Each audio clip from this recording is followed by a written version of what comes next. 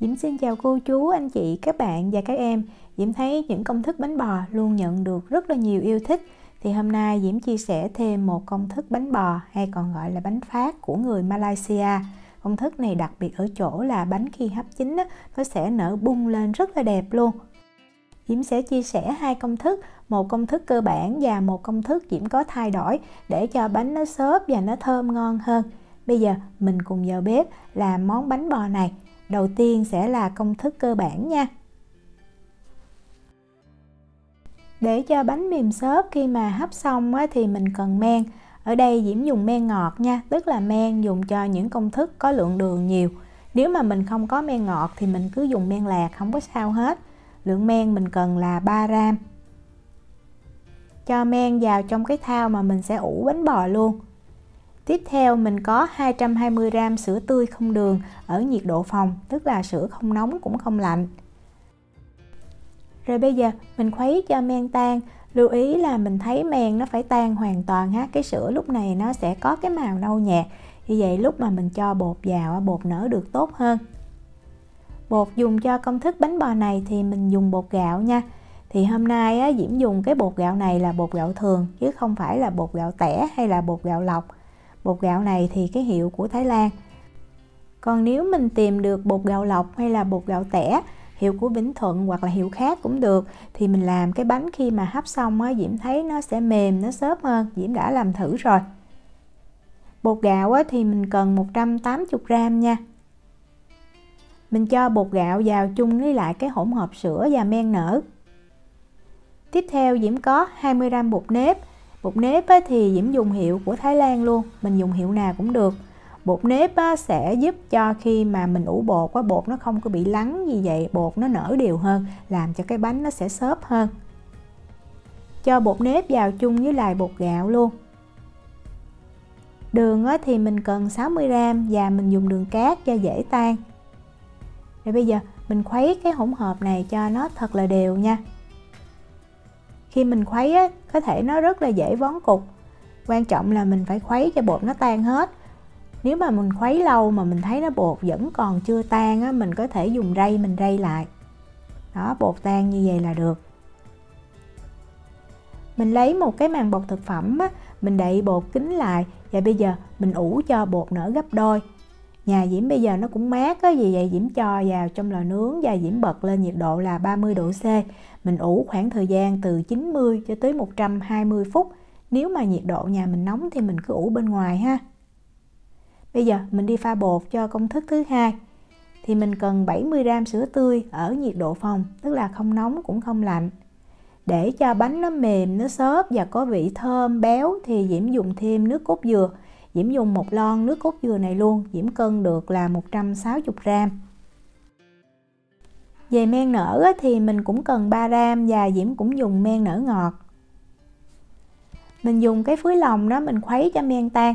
Diễm thấy mình khuấy bằng cái phối lòng thì men nó dễ tan hơn nha.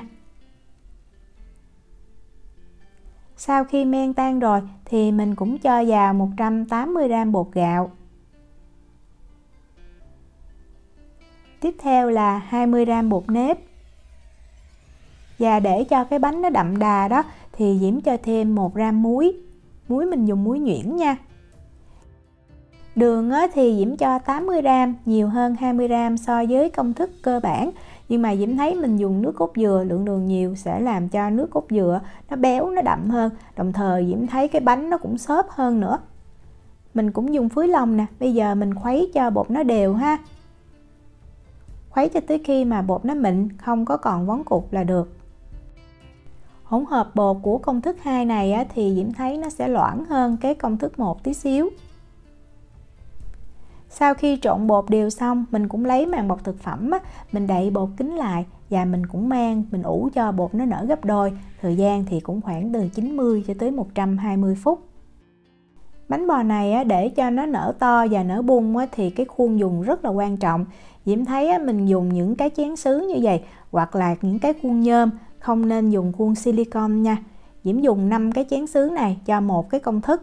Và đường kính của cái chén sứ này là 7 cm, chiều cao là 4 cm. Và mình sẽ lót một cái tờ giấy bên trong ha, để khi mà mình lấy bánh ra được dễ dàng. Đây là bột mà Diễm đã ủ được 120 phút nè. Để Diễm quay gần cho mình xem. Bột sau khi mà nó nở đạt á, lúc mà mình giống như mình trộn lên mình thấy nó đặc hơn và nó dẻo nha.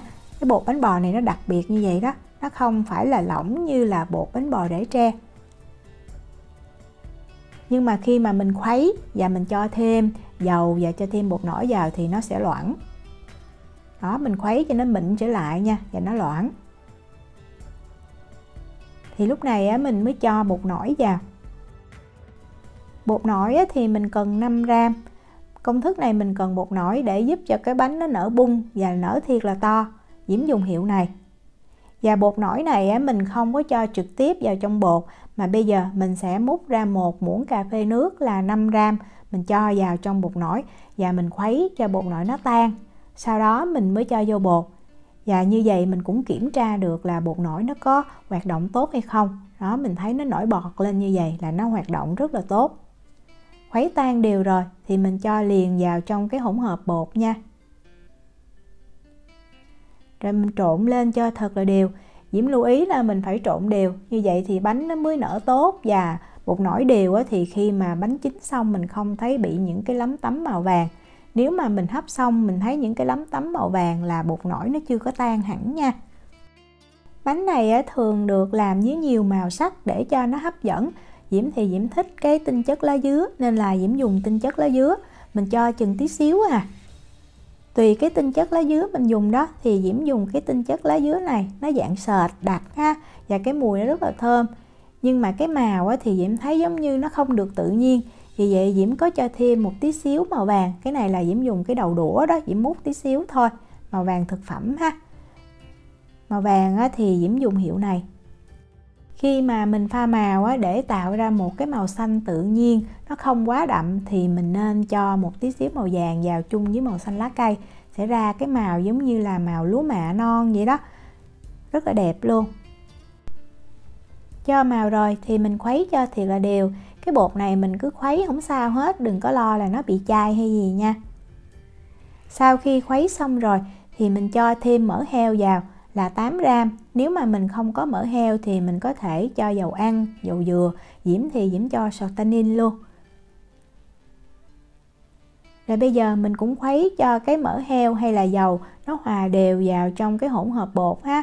Mình không còn thấy dầu nữa là được. Mình đi bắt một cái nồi nước sôi. Khi mà nồi nước sôi thì mình sẽ cho bột vào trong khuôn. Và Diễm có lưu ý là bột mình cho vào trong khuôn phải từ 80 cho tới 90% của cái khuôn nha. Như vậy khi mà cái bánh nó nở nó mới nở bung và nó giống như là nó tách ra luôn. Nếu mà lượng bột chừng 50 cho tới 60% thì nó chỉ nứt ra thôi, chứ nó không có những cái cánh như là một cái hoa. Một công thức bột thì mình sẽ làm được 5 cái bánh như vậy. Và Diễm lưu ý là nước phải thiệt là sôi nha, sôi sùng sục luôn á. Mình mới cho cái xửng bánh lên mình hấp. Và mình sẽ hấp ở cái lửa lớn trong khoảng thời gian từ 20 cho tới 25 phút. Lửa phải thiệt là lớn, như vậy thì bánh nó mới nở to được. Diễm đã làm thử rồi ha. Nếu mà lửa vừa thôi hoặc là không đủ hơi nước thì cái bánh không thể nào bung cái cánh ra đẹp như là mình dùng cái lửa lớn. Đó, cái này là Diễm hấp chính xác 23 phút luôn đó. Mình lấy bánh ra rồi mình để bánh nguội xíu nha. Bây giờ quay trở lại với bột của cái công thức 2. Thì mình thấy sau 120 phút thì nó đã nở to lên như vậy. Bột của công thức thứ 2 nó loãng hơn tí xíu và nó có nước cốt dừa. Vì vậy Diễm thấy nó khi mà nó nở nó cũng không có đặc như là cái công thức 1. Mình cũng trộn ha, và mình khuấy cho bột này nó đều ra. Sau đó mình cũng cho bột nổi là 5 gram, mình pha với nước nè. Rồi mình cho 8 gram mỡ heo. Nếu mà mình thích pha màu hoặc là cho tinh chất lá dứa thì mình pha vào y như là công thức 1 luôn. Rồi mình cũng cho vào 5 cái chén mình hấp ha. Thời gian hấp cũng tương đương. Diễm hấp cái này chính xác là 23 phút. Lúc mà mở ra hết hồn luôn, tại vì nó nở rất là to. Đó, đây là bánh của công thức 1 mà Diễm đã để nguội được khoảng 30 phút nè. Để Diễm quay gần cho mình xem. Nở rất là đẹp luôn. Và Diễm thấy cái công thức 1 cái bánh nó giống như nó hơi chắc, nó cũng mềm nha. Nó nở đẹp hơn, tức là nó tách cánh rất là đều, nhưng mà nó chắc hơn là cái công thức thứ 2. Và khi mà Diễm xé cái giấy này ra thì Diễm thấy rất là khó. Đó, nó bị dính bột và bên dưới nó cũng không có đẹp nữa. Để mình tách cái bánh ra mình xem bên trong chín kỹ chưa nè. Chín rất là kỹ rồi và mình thấy nó xốp á. Nhưng mà nếu so với về cái độ xốp của cái bánh công thức thứ hai á, thì Diễm thấy không bằng. Đây là bánh của công thức thứ hai, Diễm cũng đã để nguội được 30 phút. Khi mà mình cầm lên mình thấy nó rất là nhẹ và nó nở nè, nở bung lắm luôn. Cái này là một trong 5 cái nở đẹp nhất luôn. Những cái kia thì nó nở giống như nở quá đi, nó không có được tách cánh. Nhưng mà mình cầm cái bánh mình thấy rất là mềm và xốp. Và lúc mà mình xé cái tờ giấy ra dễ dàng lắm. So với công thức 1 thì Diễm thấy công thức 2 này thơm và béo đậm đà hơn rất là nhiều, ngon lắm. Bánh này thì mình ăn trong ngày, nếu mà để sang ngày thì bánh nó sẽ khô. Vì vậy mình hâm lại trong lò vi sóng thì bánh nó mềm xốp y như là mới hấp. Diễm chúc cô chú, anh chị, các bạn và các em làm được bánh thiệt là ngon. Nếu mà có thắc mắc gì thì cứ để lại lời nhắn hoặc là gửi tin nhắn cho Diễm. Diễm cảm ơn sự quan tâm theo dõi video rất là nhiều. Hẹn gặp lại trong những video tiếp theo. Chào tạm biệt.